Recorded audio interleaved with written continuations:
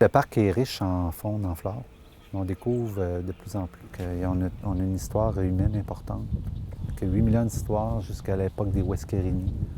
Et la période historique est intéressante aussi parce qu'on se rend compte que le territoire du parc, la région ici, c'est le berceau de la colonisation de l'Outaouais.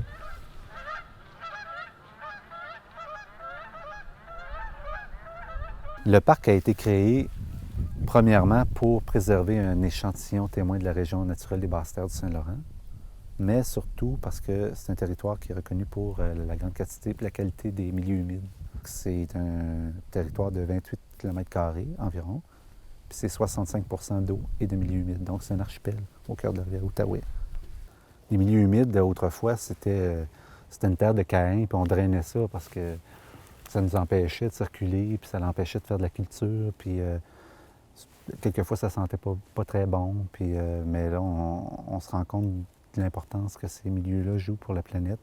On va dire que la forêt tropicale, c'est les poumons de la planète. Les milieux humides sont comparés eux autres aux reins, comme les filtreurs. Ça va jouer un rôle de tampon lors des crues.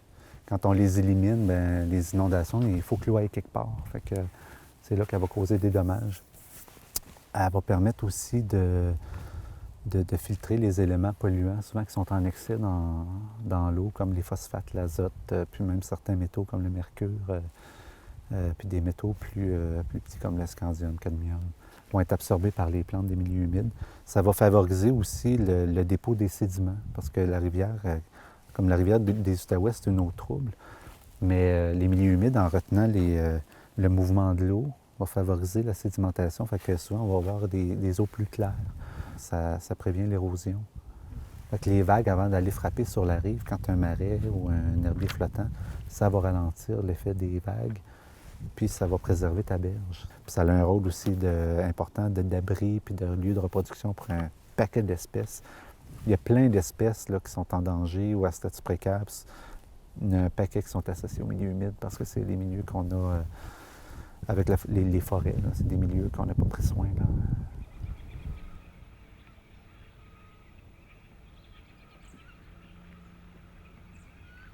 La rivière, c'est un réservoir qui est contrôlé par Carillon.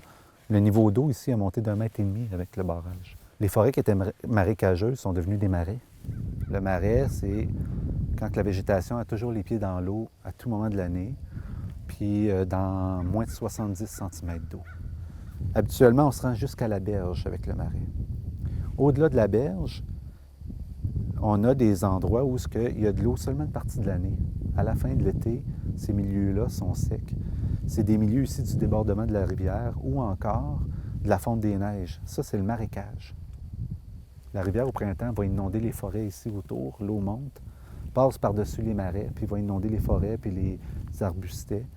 Puis la part de neige qui a fondu, ça forme ces marécages-là, qui, à la fin de l'été, risquent d'être secs. C'est des milieux incroyables parce qu'ils servent de tampon pour les inondations. Mais les crues sont bien moins importantes qu'avant Carillon.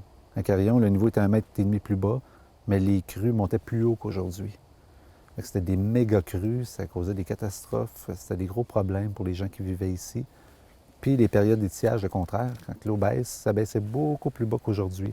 Fait qu'on a un niveau moyen plus élevé, mais avec des crues contrôlées.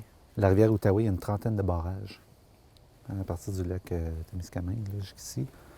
Fait que les barrages en amont, ils tamponnent. Fait qu'ils se vident, pas complètement, mais ils baissent les niveaux d'eau pendant l'hiver. Puis là, avant le printemps, là, ils accumulent l'eau quand ça fond. Ça fond, ils accumulent. Fait que là, ici, tu as la crue naturelle du bassin versant, de la fonte des neiges. Fait que là, la crue, il y en a une, mais c'est pas pire parce qu'en amont, on retient l'eau dans les méga réservoirs. Puis à un moment donné, ici, quand la crue s'est stabilisée puis que le niveau est redescendu, on a ce qu'on appelle la deuxième crue. On rouvre les barrages.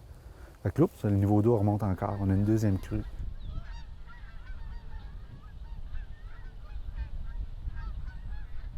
Quand on prend son temps, on regarde dans les canaux, ça bouge, il faut être patient, il faut attendre, écouter les sons.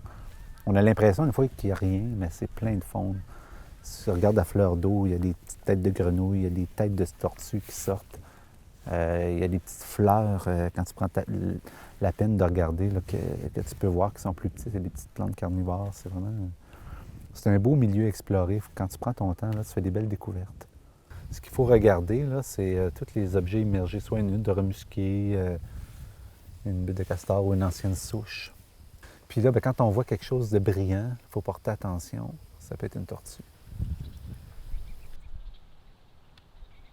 On a pas mal de rapaces. Les plus communs, là, au printemps, puis l'automne en migration, là, on va avoir épervier brun, on va avoir buse à queue rousse, buse à épaulette, buse patue, la cresserelle.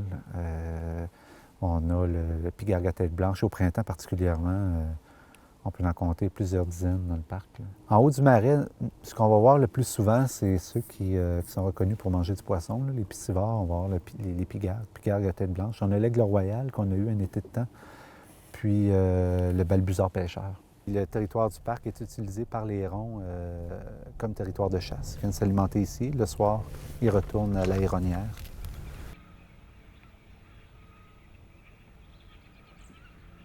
Le plus gros condo au parc, c'est Monsieur le Castor. Le dernier inventaire en 2009 portait à peu près à 45 huttes actives sur le parc. À 3 castors par hutte en moyenne. C'est près de 200 castors.